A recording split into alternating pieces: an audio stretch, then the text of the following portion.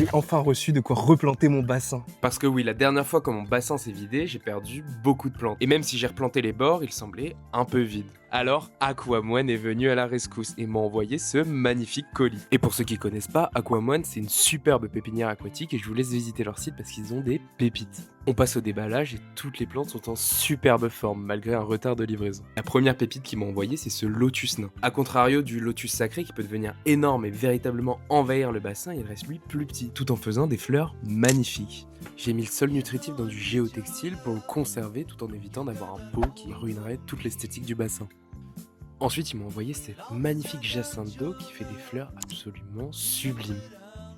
Alors ça, c'est vraiment une plante coup de cœur, c'est la vanille d'eau. Elle a la particularité de faire des fleurs en hiver. Là, c'est pas la meilleure saison, mais dès fin septembre, elle sera splendide. Ensuite, on a ce magnifique thalia, un grand classique des bassins, mais qui est exceptionnel avec son look très exotique. Je m'arrête pour vous parler de cette plante, l'Hibiscus coccinus, qui est une vraie pépite. Regardez les fleurs qu'elle peut faire, c'est vraiment un must-have dans le bassin. On passe enfin à la plantation. Sauf que là, la vidéo devient trop longue et j'ai encore plein d'espèces à présenter. Alors, abonne-toi pour la suite.